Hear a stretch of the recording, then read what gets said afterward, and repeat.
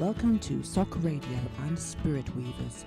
Join us as Jody Whitewolf Morrison shares with us her knowledge, abilities, teaching us how it's done, right here on Sock Radio. Brought to you by spiritualistonline.com. Welcome, wherever you happen to be in the world. Good morning, good afternoon, or good evening. This is Sock Radio. This is Spirit Weavers with your host, Jody Whitewolf Morrison. Welcome to those in the chat room and to all of you who are listening in on Sock Radio, on TuneIn, or however else you are listening in. As you know, Spirit Weavers is dedicated to introducing you to really interesting and wonderful people who, in their own various ways, are living their spirituality through their beliefs, through their practices, through how they grew to be who they are now. And this week's guest is no different. She is an amazing woman. Her name is Diane Ellis, known to most of you as Dee Medium. Welcome, Dee, to the show. Hi, thank you for having me. I'm really excited to be here tonight. Me too. We've been talking about this and setting it up and talking about this for a couple of months now. So it's wonderful that we finally have it together. So, Dee, I have a question to start us off. Yes. In your descriptions on your websites and so on, you have said you're an international spiritualist. What exactly does that mean? Well, actually, I didn't really know what it meant. It was many years ago, just before I moved to Denmark, because I moved over there to work because I was working more in Denmark than I was in Britain. Although I was doing a lot in Britain, it was like I was constantly going over. And it was actually a friend of mine turned around and says to me, "You're actually an international medium." A lot of people get the misconception of what it actually means. And what it actually means is that you've worked in 3 different countries. It's not like Scotland, England, and Wales, but you've worked in 3 different countries. So I've worked in Germany, I worked in Denmark, I've been working in Britain. So if you work in 3 different countries, literally live, then you're classed as an international medium. Although these days with the internet, it kind of changes because we work with people from all over the world.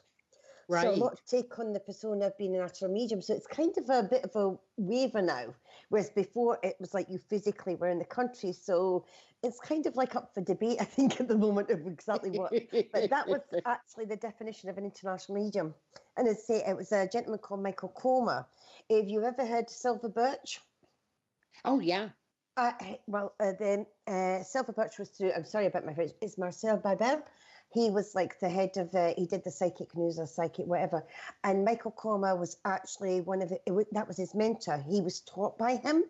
And he took over the paper when Marcel died and that. And we kind of got to know each other. I wrote one day to the Psychic News and that, and we actually became quite good friends. He helped me with my transition over to Denmark. There's one major medium in Denmark called Marianne Dampier Jeans. And he actually got me in contact with her before I moved over there permanently, because I was traveling there before. And he was actually really helpful and gave me guidance with my spiritual work at the time. So it was kind of a good experience. But I mean, especially with who he'd worked with, like who his mentor was and everything like that. So that was kind of a really good experience at the time. But it was him that actually said to me, "You're actually an international medium. You worked in 3 countries." I'm like, "Oh, okay." So changed my profile to international medium. I'm like, "Yes." Oh, I love it. That's great. You've lived in a lot of different places, haven't you? I've moved a lot around Britain itself. So I've lived in England and Scotland. I've not actually lived in Wales yet. I actually have been to live there, but I've not actually lived there. I've done a lot of work spiritually, but I've lived a lot in times, different places in Britain, England and in Scotland, and I've lived in Denmark. But like where we lived in Denmark, it was only like an hour to Germany. So sometimes I went over the border. So I did a little bit of work in Germany as well. But I was in Denmark for 12 years. When I went over, spirituality wasn't known, it wasn't talked about. Oh. And there's never been one major medium. She works mostly in London rather than Denmark. There was a couple of churches, but like there were 3 hours from where I was. So when I went over, it was like, this is like years ago, right? I was on a program called GCN. This is like before Facebook, Pal Talk or anything like that. And I used to do a chat room and I would do readings and that. And this girl came in one day and I gave her a reading. And she come back there like about a week later and it's like, oh my God, what you told me was so accurate. It was like amazing. And she actually asked me over to Denmark. So they kind of organised everything for me, organised readings and halls and everything.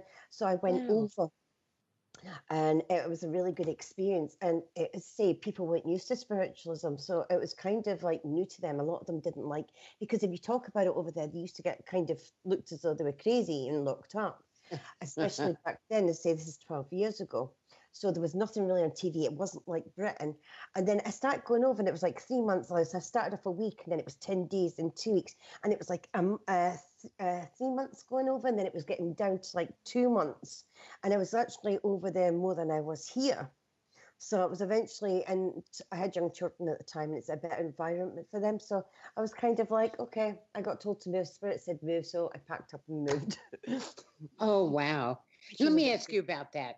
Yeah. Because you said Spirit said move, so you packed up and moved. Yes. So let me ask you, have you always known that you were hearing things or experiencing things that other people weren't?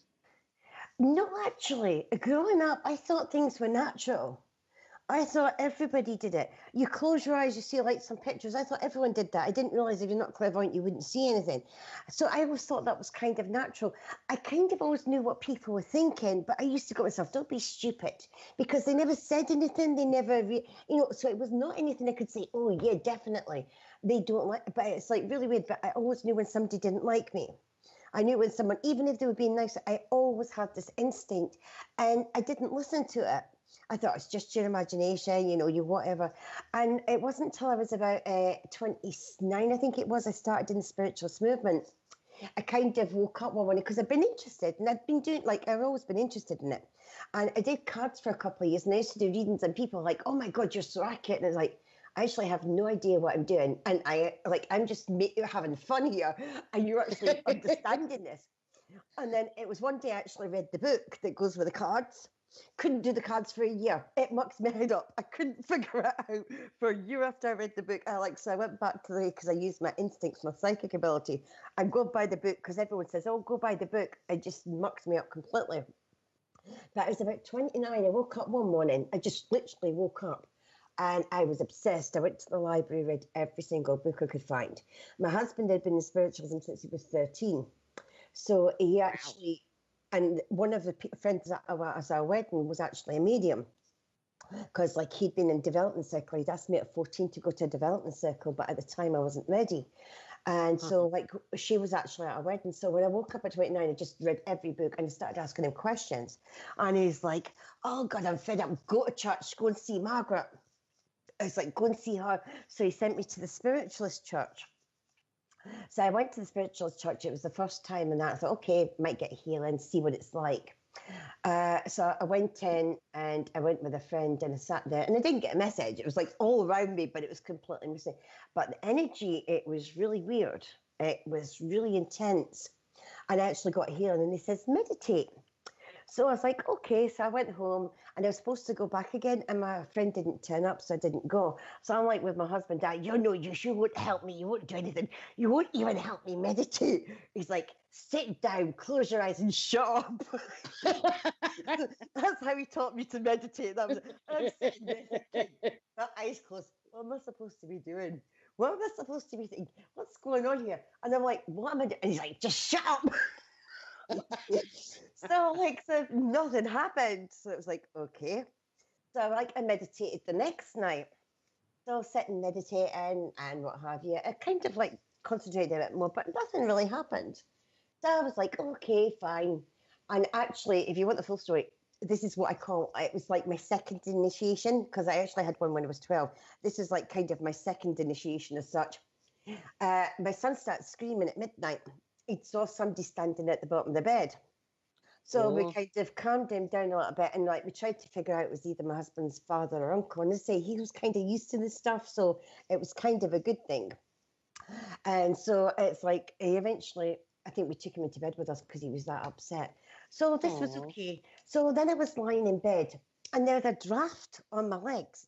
Now, I was sitting there lying for about 20 minutes and I was working it out. The door's actually to the right of the bed. Now, a draft would actually come in through the door because the window was at the opposite side and my husband was between me and there. So there's no way it's coming from there. So we'd actually have to come in from the door, go along, turn right, go up under the duvet, go go right again, and then blow up my legs. And I'm Oh thinking, my gosh.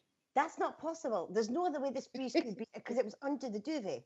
And I was like, there's no other way. And I sat there and I thought, I'm going to look. No, no, I'm not looking. I'm like, going to look. No, no, I'm going to look. No, I'm going to look. No, no, I'm not going to do it. And then eventually I got the courage.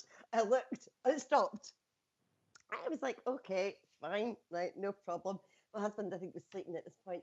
So I was lying sleeping and I had my head in the pillow face down because I used to lie on my stomach sometimes. And I started seeing, like, often, Colin, when you start opening up properly, you start seeing these faces. So I got hit one face after another. It's like seconds. You don't really Right. get to focus on the faces. It's Right. like you kind of know them, but you don't know them. Some of them I Uh-huh. didn't find out till later. Some I still don't know. But it was just constantly face after face after face. But it's too fast. And I didn't know to say slow down or come back. I didn't know anything. So it's just like face after face. So it's like, okay. That was fine. Then next minute, this guy's playing basketball. He's sitting bouncing this basketball. And I'm just kind of watching him. And I'm like, okay. And he decided to throw the basketball at the basket. That happened to be my head. Right? So he actually threw the basketball and literally the impact, my whole physical body lifted off the bed. Right? Oh my word. Literally, it wasn't even like I bent, it was literally, my physical body kind of lifted, but it was straight. It wasn't bent like at the knees or anything. It was literally like somebody hit you in the face and I just went right back. And it was like I'd actually been hit in the face. I'm like, okay, right, this is definitely getting a bit weird. So I'm going back to sleep again, right? And next minute is whistling. And I'm like, okay, maybe it's coming from outside in the street. And I'm like, no, it's not coming from outside. It's coming from inside. It's in the hallway. Definitely coming there. And I'm sitting listening. And there's no way there was anybody in the house. But there was just, and I'm just lying there. And it was suddenly, I can't remember what happened, but my husband says, do you hear that? Oh. And I'm like, I'm not telling him. I want to see what he says. He's like, what is it? He's like, do you hear the whistling? And I'm like, yeah. I says, what does it sound like to you? It's like sheepdog whistling, you know, like to do that. Uh-huh. So he actually heard it as well. So this was going on for a while. It was actually really, I mean, as I say, we both noticed it. It was like real. And it was like, okay, we're going to go up and look. And I'm like, he says, but if I'm going, you're coming with me. I'm like, I'm not going. He's like, no, you're coming with me. So he dragged me up, but we went out and there was no, and then it kind of calmed down after that. But if you want me to continue the story, I can continue because this goes on a little bit. I think this is fabulous. Right, Were okay. you scared? God, yeah. I'd actually been, I mean, my mum says to me I'd seen them since I was about 3 and that. I kind of, you know, these ghost stories where you have this like old house and people say, oh, there's a ghost there. I used to see them. I always used to have somebody in my hallway. All my life, there was always somebody in my hallway. It used to scare the hell out of me. And I went through initiation of 12 where like they were walking through walls for 2 years. I thought they were vampires, but that's kind of a different story. So I'd kind of always grown up with it. So you kind of get used to it and you kind of shut it down. 12 to 14 was bad, but the rest of the time. So I kind of think it was always there. I just didn't understand it and didn't know what it was until I went to the church. But as I say, there was my first initiation, which was 12 to 14, which was really scary. It was like, but as I say, I'll go into that after. But as I say, so this kind of was in the continue of my initiation. The next night, my friend was in the house. And he turned around to me and he's like, he was on the phone. And I'm like, I don't know what it is. He says, but whoever's on that phone, keep away. And I'm like, I really have no idea. Just please keep away from whoever's on that phone. And I think my husband says, yeah, something to do with the police and that, which kind of helped me because it was confirmation. I says, please, I was actually begging, please don't go. I didn't know why. I didn't understand. I just had this really bad feeling. So I went away home, and then the next night he came back, and he was pure white, and he was really quiet and not talking. I was like, are you okay? He's like, yeah, fine, and he wouldn't speak. Eventually, after a while, he told us the story. He'd went home on the Friday night after he'd left, and the guy that was on the phone had met him, and he was supposed to go to Aberdeen in the car. So they were supposed to go through, but because of what I'd said, he actually said no, which I was so thankful for. because normally wouldn't listen to me. Normally just like, he actually, because I literally was practically begging him, like, you're my friend, please don't go. So he said no. Now, on his way up to the house on the Saturday, his friend had phoned him. And he's like to his friend, oh, where are you? He's like, I'm on the bus on the way home. He's like, why are you on the bus? He'd been going down the road and the car turned over and rolled over the dual carriageway and down a ditch. Oh, The wow. passenger side of the car was actually done for. If somebody had been sitting in the passenger seat, they'd have been dead. The police had been involved and everything else like that, and he had to get the bus back. And he was like, that really freaked me out. And I'm like, you think you're freaked out? I'm even more freaked out than you are. It was me that got it. I didn't know about that. I was like freaked out. I was like, oh my God. Like the whole impact of it.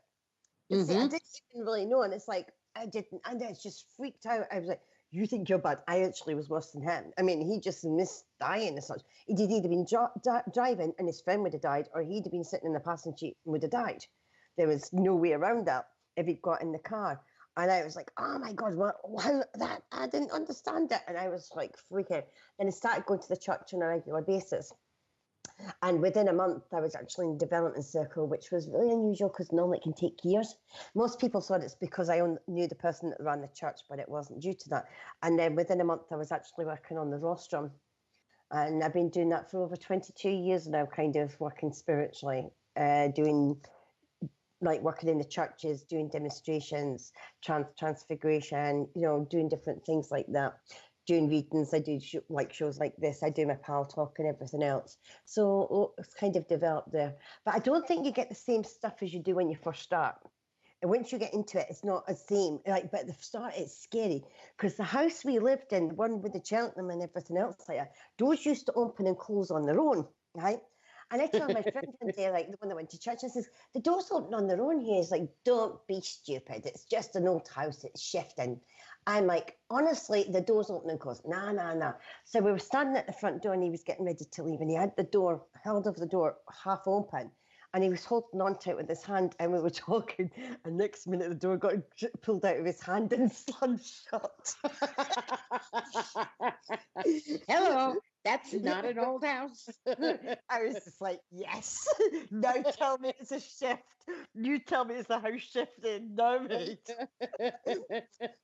I love that. I started in spiritualist movement and it was like, people say, oh, spirit have suddenly appeared everywhere. You start opening up and there's like a spirit everywhere. It's like you realise they've always been there. You've just never seen them. So when I first opened up, it was like, spirit were everywhere. And I'm thinking, oh my God, I'm never having sex with my husband ever again. He might be watching. So I was like, I put rules down now. You're not allowed in the bedroom. But I didn't have sex with my husband for 3 months because I was so scared they were going to watch. Oh, how funny. I know now that they don't, right? They give you discretion, but it's like at the time I didn't know. And I'm like, okay, you can come in the bathroom if in the bath, but you can't come in the bathroom if I'm on the toilet. So I like kind of set the ground rules down. Like, you're not allowed in the bedroom and that. Right.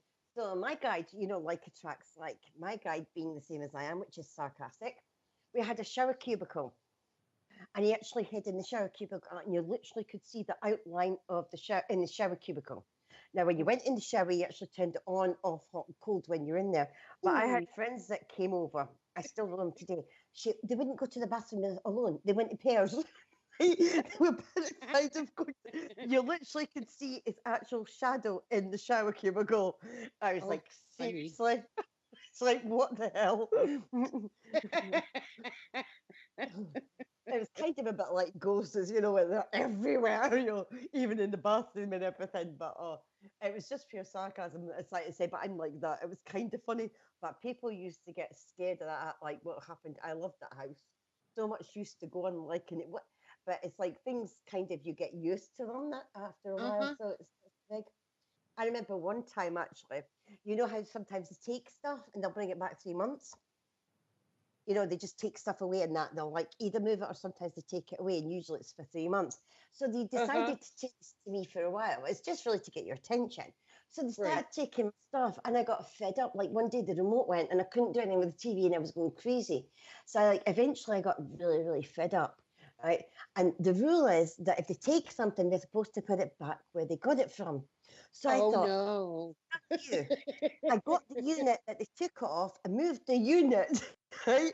And says, there you are, figure it out. You either put it back where it came from, which is on the floor, because the unit, or put it on the unit, which has been moved. You work on that, mate. Oh, And they God, stopped that's doing funny. it after that. They actually stopped. You know, you're gonna love this. One time, I have a plate for my for teeth, Mhm. and I had my teeth on the living room on the coffee table in the living room, and I woke up. I was taking a nap on the couch, and I woke up, and they weren't there, and I'm going, oh my goodness. Well, you know, sometimes spirit have a sense of humor like an eighth grader, you know, like they're Mhm. 13. I mean, they're hilarious. And I Yeah. looked and I looked and I couldn't find my teeth and I'm in a panic. I've got to go out. How am I going to do this? So I called my neighbor. I said, come over and help me look. Well, she found them. I have floor to ceiling drapes in the living Mhm. room, and they were very carefully tucked behind the drapery. Mhm. And I'm like, you can't do that. Mhm. That's not okay. You're supposed to put, so then my glasses disappeared. And I'm going, all right, I really, really need my glasses back. Please put the glasses back where you found them. Mhm. No, I found them in the refrigerator. I call them out now. See if they do it. I just say, right, okay, I know you took it, bring it back. Usually when you figure it out, they bring it back. They're not too bad. Well, But I've yeah. learned with mine here, if I don't say, it's like when they finally put the whatever it is, the Mm. keys, the glass, whatever, put them back where I can find them. If I don't say thank you and appreciate them for doing that, I am guaranteed to have it happen again. Yeah. Only it takes even longer to get them back. So I've learned I have to say, "Aw, you brought them back. Thank you so much." One of the things they used to do to me is like I'd look for something. So I'd be looking in the drawer, and I know it was in the drawer. So I'd be looking through the drawer, I'd empty it out and everything like that. Couldn't find it. So like you kind of put stuff back in it and go through it again and check and everything. And eventually my husband would woke up and it would be sitting like, there it is. Why couldn't you see that? Are you blind? I'm like, I emptied that drawer. I went through the whole lot. They used to do it deliberately. They would make sure that and as soon as my husband came up, he could find it instantly. Seconds, and he did it. Oh, how But when I funny. was doing it, I could look for ages looking through everything and I couldn't find it. No. But yeah, they like to have fun. But then again, Yes, I they like to do. do the same back. I do the same back sometimes. But people think spirit are kind of very somber and this, that, and the other. I always think my mediumship's more like ghost. Uh-huh. Uh-huh. Just Uh, silly. yeah, the way it is. But then again, like attracts like, so it's got my sense of humor. They're just better at it than I am. When you said you do it back to them, what do you do? Like I've moved the unit so that they didn't know where to put it back. you know, it depends on what they're doing to me. I just do things back because I know how to muck it up because like I know how they're supposed to work. So if I know that they're doing something, then I'll actually do something to kind of take them off what the way they're supposed to actually do it. I mean, they don't always put it back with it, but they're supposed to put it back where they take it from. So if you move something, it kind of mucks them up a little bit. But like when, yeah, they used to just, I kind of take fun back at them like sometimes as well, but it's so funny. Actually, before I started developing, I remember I used to kind of, even since I was young, I'd be walking down the road or sitting or whatever, and suddenly I would get this thing, joke or whatever in my head. And I would go into hysterics. I would be doubled over and I couldn't speak for laughing. And then when I finally couldn't tell them what it was, they didn't get it because it was my sense of humor. But they did that for years, and people used to look at me like I was crazy because I'd just be sitting there, and next minute I'd be on the floor, absolutely doubled over, crying with laughter. because, but it was my sense of humor, so nobody else Uh-huh. actually got it. It was kind of our own little communication as such. It was just the way that they did, and that was well before I started. But when I started developing, see, you have people who like we talk about natural born mediums. And it took me years because I thought, how can you be a natural born? If everyone's born with a gift and ability, we're all spirit. How can you be a natural born and some aren't? Like 50 years ago, some people had the gift and ability, some didn't. But the difference was most kids say, oh, by the way, Granny's here. It's like slap, don't say that. So a lot of them held it back.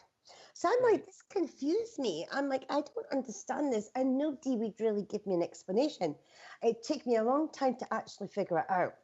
The difference between a natural born medium and one who isn't. A natural born medium is born with the gifts and abilities, so is somebody who isn't. But what often is somebody who's not naturally born, they close down about the age of 4 or 5. Not exactly, but roughly. So they close down. Sometimes they open up during puberty and then they close down again. So they're constantly opening and closing. Some don't close until they're old, until they're older. Some only open once, so it varies, but it's opening and closing. But normally they close down about the younger age. With a natural born, you don't close down. And that's the difference between a natural born and someone who isn't. People want to learn to open up. I wanted to close down. I wanted to stop it. Because it's constantly, you eventually get to put it in the background. So you kind of have it like the TV's on in the background. It's there, but you're not really watching it, but it's constantly there.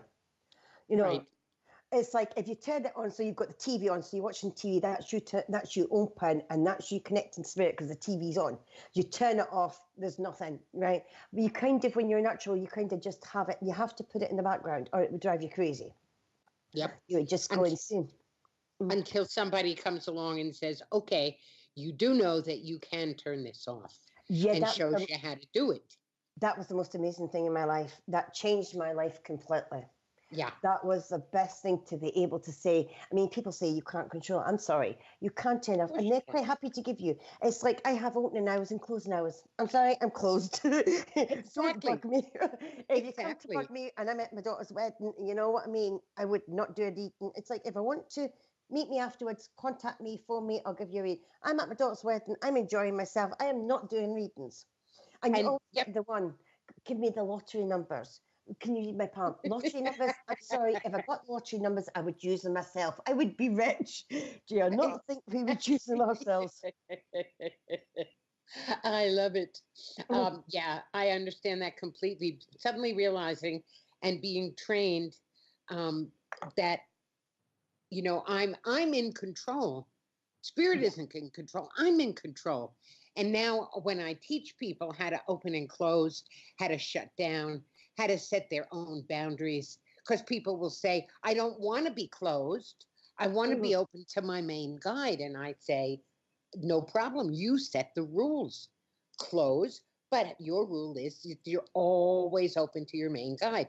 And then they come back and they say, oh my God, it was so quiet. And they're just so not used to that. Well, they want to be open all the time, but the point is we're supposed to live our lives. So if you're connected to spirit constantly, you're not living your life. Even doing what we do, I get told you need to look after your health, you need to look after your family. They'll stop me working if I need to. If I won't do it myself, they'll stop me because we're not living lives. That means we're not doing what we're meant to. We're not learning. I mean, when they say spiritual beings with living a human existence, not human beings having spiritual, we're already spiritual. Exactly. Yeah. So it's having the human experience, and they don't always get that. It's the human experience. You've got to look after your family. You've got to look after yourself. You've got to put priority with that.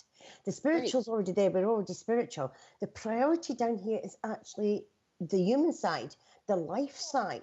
We still have a spirituality, we still have the connections, but we still have to, because some get so involved, they kind of become everything spirit, always there, and you're not learning anything. You're not doing what you're meant to. Yes, okay, you're a lovely spiritual person, you're wonderful, and you help many people, but you're not learning your lessons, you're not living your life, you're not paying attention to your own family.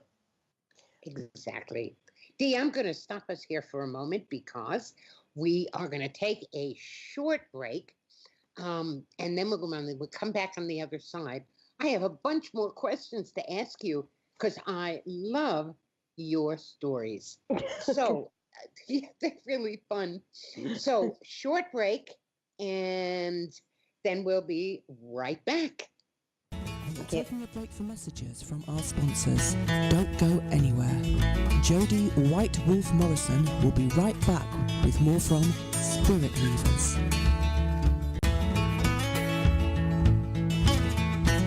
Spirit Talk with Julie.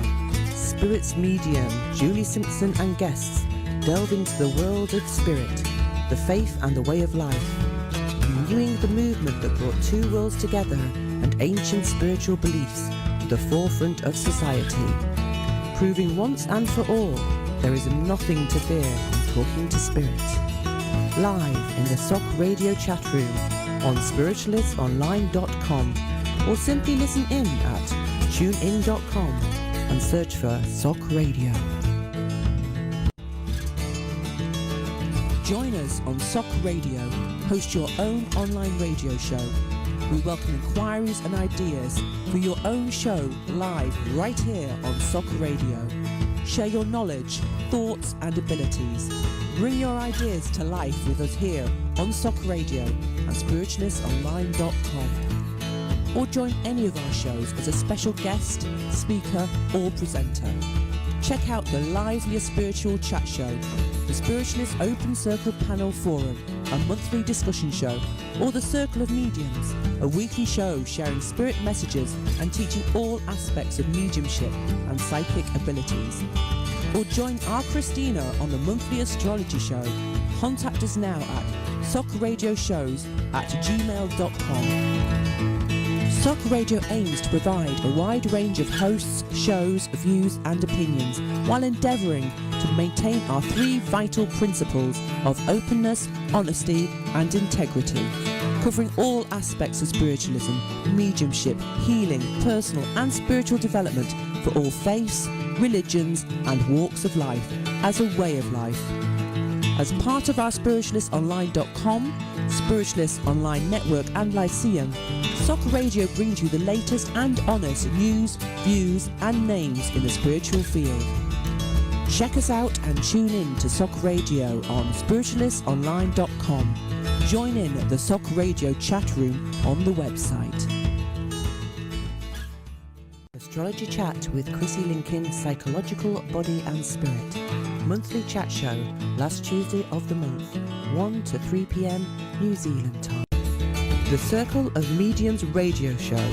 6 mediums, healers, psychics, tarot, astrologers, spiritual workers every week, sharing spirit messages, development techniques, guidance and much more. Live in the SOC radio chat room on spiritualistonline.com, or simply listen in at tunein.com. Search SOC Radio. Would you like to contribute readings, thoughts, teachings and time to this 2-hour show? Get in touch at socradioshows@gmail.com. Astrology Chat with Chrissy Lincoln, Psychological Body and Spirit. Monthly chat show, last Tuesday of the month, 1 to 3 p.m. New Zealand time. Astrology Chat with Chrissy Lincoln, Psychological Body and Spirit. Monthly chat show, last Tuesday of the month, 1 to 3 p.m. New Zealand time. Spirit Talk with Julie. Jenny Lee brings you spiritual insights, covering various delve into the world of spirit, the faith and the way of life, renewing the movement that brought two worlds together and ancient spiritual beliefs to the forefront of society, proving once and for all there is nothing to fear in talking to spirit. Live in the SOC Radio chat room on spiritualistonline.com, or simply listen in at tunein.com and search for SOC Radio. Welcome to SOC Radio and Spirit Weavers. Join us as Jody whitewolf Morrison shares with us her knowledge, abilities, teaching us how it's done, right here on SOC Radio. Brought to you by spiritualistonline.com. Welcome back, everybody, to SOC Radio, Spirit Weavers. This is Jody Morrison, and with us is my very special guest and a very dear friend, Dee Medium. And we've been telling wonderful stories of not only about our opening up and our initiations, but about the funny things that Spirit does and how they can be so mischievous, and how people sometimes think, oh, it's very solemn. And, you know, it can be very solemn, but it also can be very, very funny. And Dee was just mentioning to me that her first initiation between 12 and 14, now it's funny, but when it was happening, it wasn't. You want to say more about that, Dee? Oh, as I say, I kind of always been noticed things in that. I just never really realized it was different. But when I turned 12, I kind of like, I lost my grandfather and I was really upset. And it was like the only person I ever felt really loved or cared about me. And it was a very emotional time. And I used to sit in bed at night and I'd be crying, like, Granddad, I wish you were here. Please come to me, that kind of stuff. And it was kind of really heartbreaking Oh, as such. And then I was lying in bed, and the first time it happened, like the first while I thought I was dreaming, but literally there was this figure came out the wall, right? And this was like midnight, and this figure came out the wall, and then there was like heads. Now, I mean, at first I say I thought it was a dream. Eventually I realized because I like hid under the covers, and I was like, no, I'm actually awake. Eventually it kind of clicked. I was awake when this was happening. But what it was, when the man came through the wall. Now remember, I'm a 12-year-old child. It's midnight. This guy is walking through the wall, and I mean, I'm seeing him physical. He had a long face, kind of olive skin, dark black hair, widow's peak, dressed in black. Vampires, right? I'm sorry, vampires. I was said vampires. That's the whole thing that went through my head. And I was like 12, and I'm seriously, they only go after virgins. oh, so funny. Funny. I swear, I really wanted to. I was like, if I wasn't a virgin, they wouldn't be after me. And this happened for like 2 years. Constantly, I tried hiding under the bed. I mean, I used to be really, I mean, it was scary. I say it wasn't just that. There was like heads like Frankenstein and this, that, and the other. And this went on for 2 years. And I couldn't tell anybody because how can you tell, oh, vampires visit me at night? They're going to look at you. I couldn't even watch a vampire movie. Couldn't watch a vampire movie. Now, my family felt open-minded, like we're part Romeo, Gypsy and that, and it's like, but I just couldn't tell them I had vampires, right? And remember, I was 12, so you've got to think of your imagination. So as I say, I hid under the bed covers, I tried everything, and it didn't stop. 2 years. Eventually, it kind of stopped itself. I don't know, I've just realised why it stopped. Oh my God. Sorry, I've just had a revelation. Right, okay. I'll go into the next bit of the story and then I'll explain the revelation I've just had. It's amazing when you get them. It was many years later, I was in the spiritualist church and there was this lady, Marion. I think she's actually part of my soul group. And she was there to help me, I think, through my development. And we got on really well. She was older than me.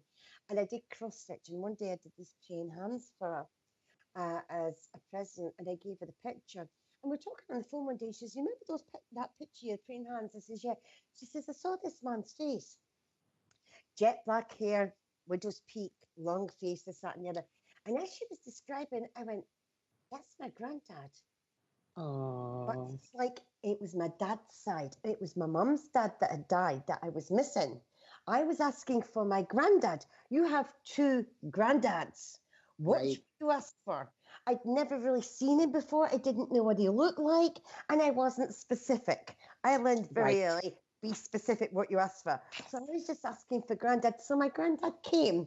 And because of the Romany gypsy, the olive skin, the dark hair, I was 12-year-old. I thought it was a vampire. And at that moment, I just had a sudden realization, oh my God, my dad, it must be my granddad. And I kind of got pictures of him after that. So he'd come to me. Sometimes he comes now and visits me and he looks like a vampire with a cloak and that because I always said he was a vampire. But I mean, that was the first. I just think it's sense of humor. Anyway, it wasn't intentional to scare me. I was calling on them. I just wasn't specific. And he came forward. So he came there because I was actually calling on him. That's why he came. And the revelation I've just had is because after when I was 14, I didn't really need that anymore. I wasn't wanting it. I didn't need the connection. I wasn't calling on them anymore. And that's why it must have faded off. That's what the revelation was a minute ago. But it was like, now I think it's hilarious. But as I say, 12-year-old, I mean, if I'd went downstairs and told my dad and says, I've seen this man, he looks like this, they wouldn't have batted an eyelid. There's no way to say they would have said it. I mean, my dad could read fires and that, as I say, there's gypsy blood. So, but it was just because I saw him as a vampire. And now it's just funny, but as I say, sometimes when he comes looking like a vampire. It's like, really, granddad? I want to ask you another question, Dee.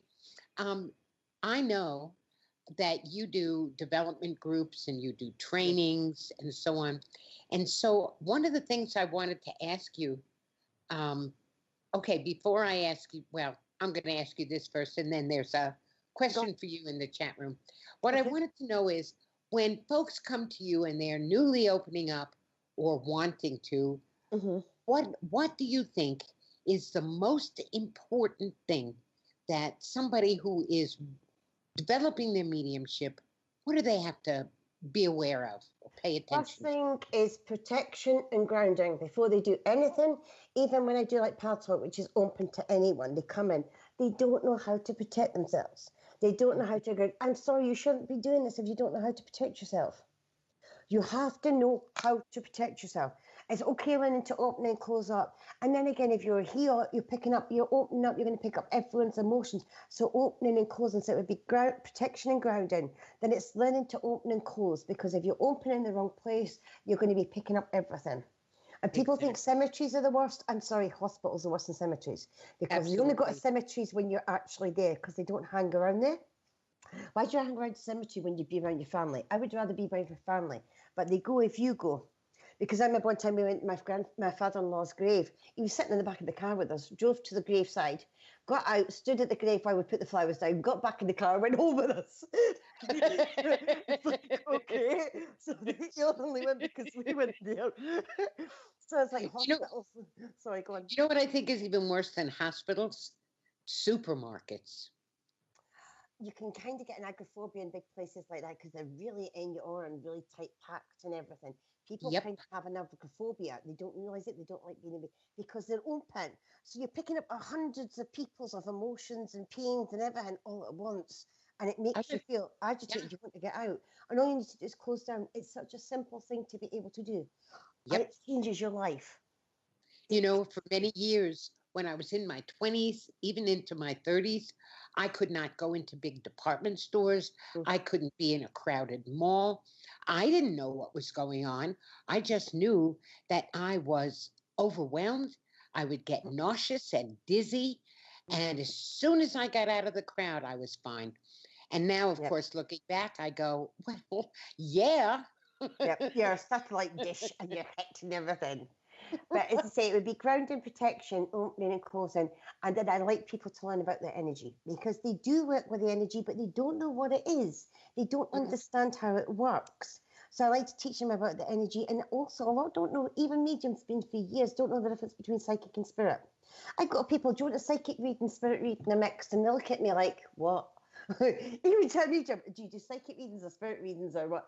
It's like, because they just to mix the two together. I mean, the psychics, and every medium is a psychic, but a lot of mediums can't separate the two. And as I say, so it's like I like to teach them the difference between the two, so Do you that they ever know. find Do you ever find that you pick up psychically from spirit? Yeah, I pick it up. They don't always just talk to me. Most of mine is actually clairsentience, so it's Uh-huh. just feeling. So you Yeah. can feel someone's, or you can kind of feel. I mean, the new high dimensional ones are using telepathy, but which is kind of putting everybody off a little bit. But usually it's the senses, mostly mine, because people come in. I used to get people coming. I've got all five senses, or I can see, hear, and feel. I'm a medium. I'm like, well, okay, I can only feel them. I don't see or hear them. So what does that make me? But I've said for like 15 years, what do you? And it's like the kind of go, and it's like basically that doesn't say anything. It's like whether you use the house phone, the mobile phone, or the internet, right? It's Right. clairsentience, clairvoyance, and clairaudience. It's not exactly what, it's just what applies, how they get the information to you. But they think because of these gifts, the more they have, that it's like it makes them a medium of that. It's just how they communicate. It just Right. makes it easier. They can use 3 or 4 different ways to communicate. Because I remember once I had this Chinese lady, and she was yapping away at me in Chinese. Even though I could understand Chinese, right? She was going so fast, I couldn't get it. I had to shut her up and start using the other senses. So I had to use my other abilities like clairaudience and clairsentience. But majority of the time, it's clairsentience, so I use feelings. Yeah. Because when you communicate to spirit, they use the 5 senses. Whether it's psychic or spirit, you're usually using the 5 senses, unless it's high dimensional. So you're picking up kind of, but the psychic energy is different from the spirit. The psychic's connected to the aura, the physical body, where spirit energy Mm-hmm. is individual and separate. So really, you don't get the aura with the spirit itself. So it doesn't really, Right. but it's like it can be confusing because it comes in the same way, and that's why most mediums don't know the difference. They can't True. tell which it is because you're using the five senses for both of them. So you're not able to separate the different unless you can actually feel the energies. But Exactly. clairsentience is the best gift and ability, but it's one of the hardest ones to learn. Really That's difficult. the one that was natural for me. That's what I came in with most strongly. The others developed more slowly over time, and now it varies. I mean, sometimes I almost always am clairsentient. Sometimes I can see things. Sometimes I hear things. It just depends on who's coming in, Yeah. and I think it also depends on what the particular spirit finds the easiest way for them to Yes. communicate. And so sometimes, spirit will give me pictures, and then I've got to translate those pictures into language for a sitter. But usually the one that comes first is also for me the clairsentient. I've got a question. Yes, go ahead. In fact, I have a question and a comment. Go ahead. And the comment is from Evergreen, and she wanted you Hi. to know how wonderful it is to hear your stories again. Oh, thank And you. her question is, do you have any new projects going on? At the moment, we're all focusing on the higher vibration ascension, which I Yes. actually reached bliss at one point, which was amazing, but I actually got knocked off it, so I'm trying to get back up there again. It's basically we're working on the new vibration energy, connecting to the new ascended guides, like this. It's like we're going past the ascended masters, but we're getting more ascended masters, but we're getting the high dimensional guides. Now, the high dimensional guides are using telepathy, which is really mucking people up because you're expecting to use the senses and it's not coming that way. So Right. it really mucks you up when you first start connecting to them. So, and plus there's a new way of working as well. We're starting to bring new ways because the energy is constantly changing. We're going back really 2012, but since especially 2015, because 2012 was when the high vibration came in. It's starting to that we're working on it more, and it's constantly changing the way we're working. So we're changing everything I learned as a spiritualist medium years ago in the church. It's completely changed. It's completely different. So we're constantly having to keep up. I'm basically one step ahead of those I'm teaching. I do teach mediums who are developed as well, that have been longer than me. They come to me because I'm basically just one step ahead with most of it. But like, so for example, when we first started, it was like psychic readings, you read the aura. So you have to have some contact either with the physical body, with something that they've touched, like an object, even a photograph to touch it, because you touch something, you put your aura on it. So when you're doing that, even a flower, you can hold the stem and you take it off them, you put your hand on it, you're picking up the aura. Usually you have to have some kind of physical contact or an object belonging to them. So when we started on the internet, and as I say, this is going back, internet wasn't really known. I mean, I was on it before kind of everybody was online. It's like I was on GCN. So it was like, they said, oh, you'll never be able to do it online, right? Spirit, yes, because it's individual. You can be anywhere. You don't have to have contact with a person. You don't need to be near them. You don't need any information or anything. You can just feel the energy. So it's like, you'll never be able to do psychic. It'll never work. And technically they were right. They actually were right. If we understand psychic ability, you can't do it. But the point was we were doing it. The difference is when we're using the internet, everyone knows, even the older mediums know this, they play with electricity. They play with your lights, your TV, your toaster will start playing up. Anything to do with electricity, they will play up with. Because the internet, we're using phones and what have you, and we're using computers, uses electricity, the energy actually passes through the internet, through the actual wires and everything else, and the wavelines. It goes through the electricity and passes through the wavelines. So we're actually able to do psychic over the internet, but they swore we'd never be able to do it. And really, we shouldn't be able to, but because of the electricity, we're actually able to connect and do psychic readings. Yep. So there's a lot of changes going on. I mean, and as I say, the energy is constantly changing.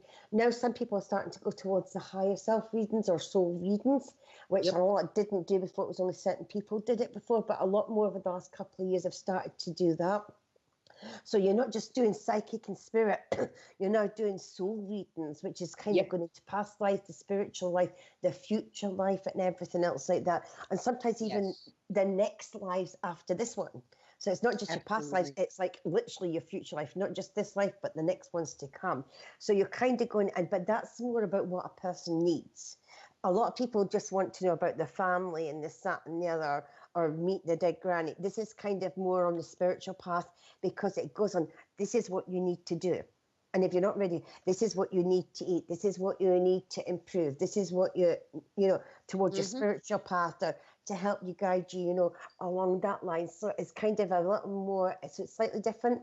So it's not really everyone's ready for that kind of reading, but there's more people starting to do those. I've been doing them for a long time. I just didn't really have a tag on it. I do a lot of things and don't even realize I'm doing it. You kind of just naturally do things and you find out later, oh my. Yeah, when that started happening for me, I went upstairs, that's what I call it, and I said, okay, what's going on? This is really different.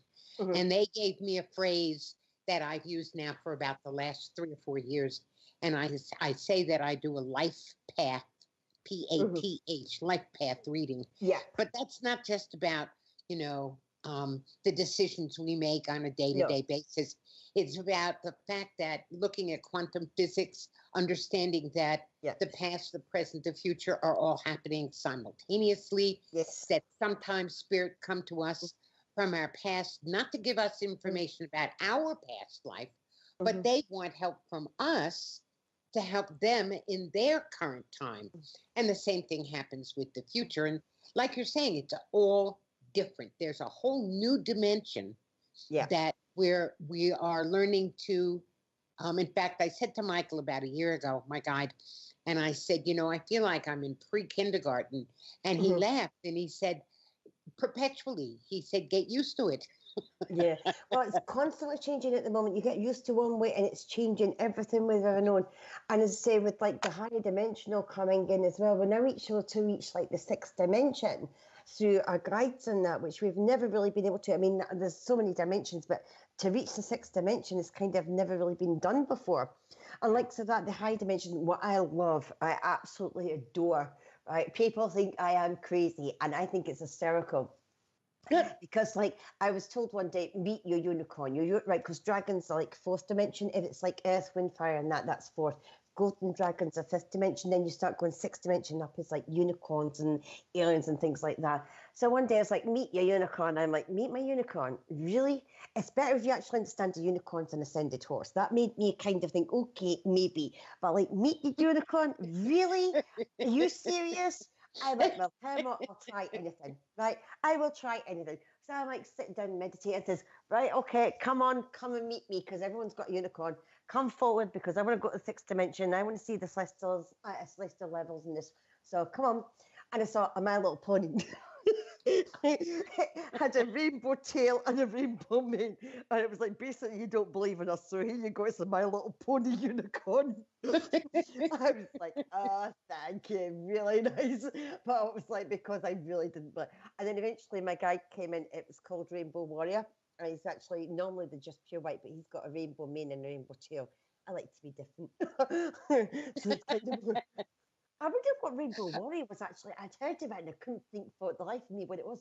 I went searching. It's something to do with Greenpeace and the ship. I was like, okay. So he came in and as I say, so I was at my daughter's one time and this guy was there, says, he did a picture, he's a really good drawer. I says, do you do unicorns?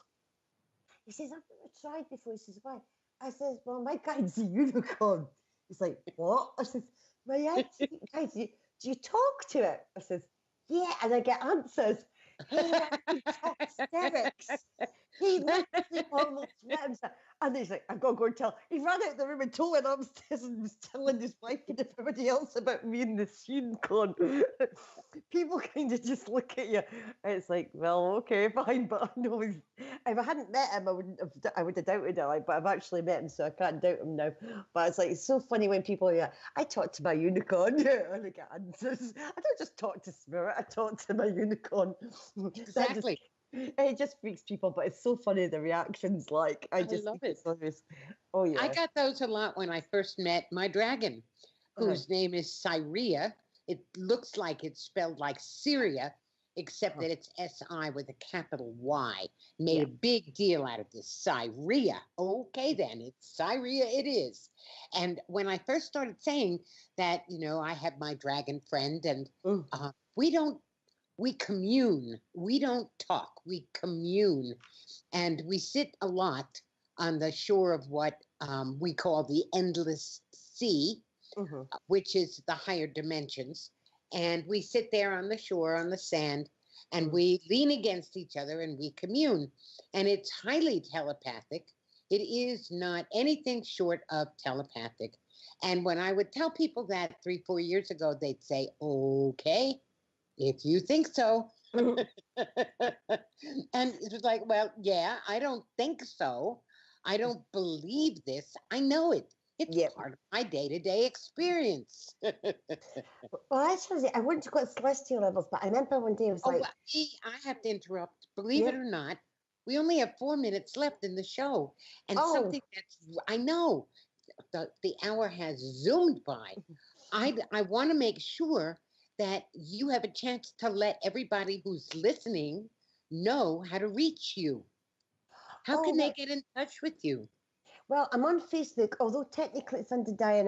That's a long story. But if you put Dee Medium into Facebook, DEE, and then the word medium. And the reason I use Dee Medium, it's not my name. People come and say, "Is it? What are you a medium?" I'm like, really? It's like, or is that your name, Dee Medium? You know, irony wasn't that my dad was actually called Mr. Medium, and I just happened to be one. I used it because then people can. I stopped me explaining to people I was actually a medium, and it actually makes the situation worse, right? Because they asked me, "Are you a medium? Are you serious?" Right? But anyway, if you go on Facebook, put DEE Medium, it comes up me. And it's Diane Else. Dee Medium is my account. Dee Medium International Spiritualist is my group. I put a lot of information about the awakening, about the ascension, about the higher vibration, about especially what's happening with light workers. Completely different story. You could go on all day about that. But there's a lot happening with light workers.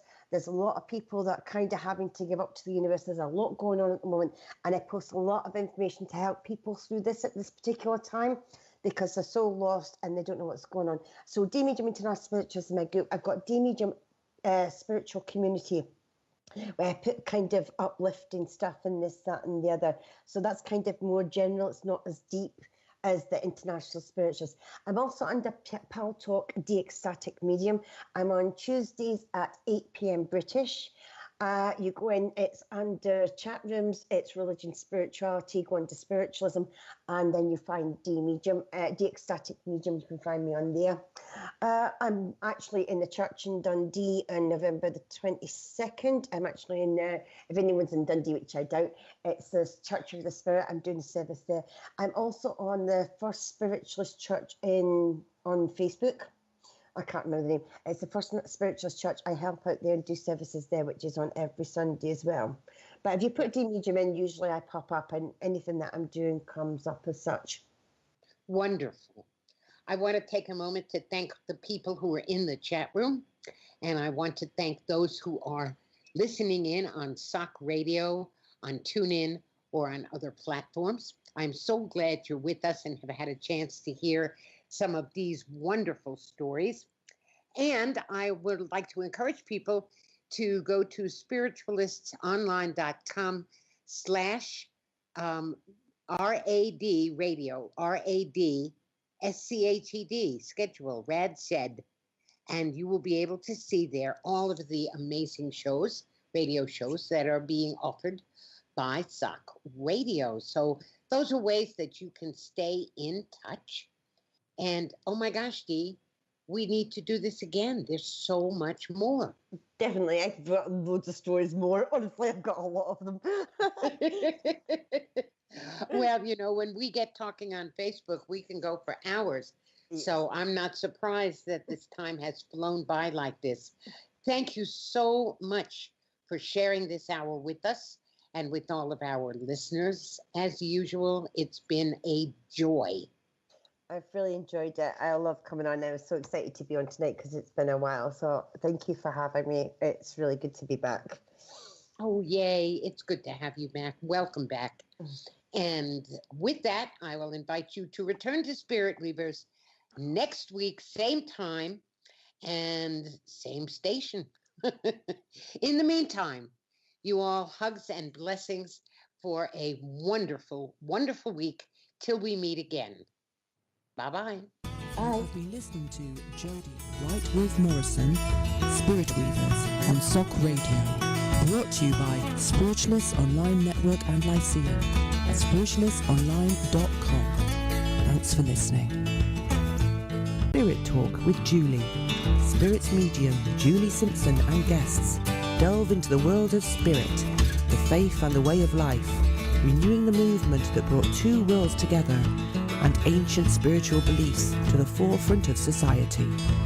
Proving once and for all there is nothing to fear in talking to spirit. Live in the SOC Radio chat room on spiritualistonline.com, or simply listen in at tunein.com and search for SOC Radio.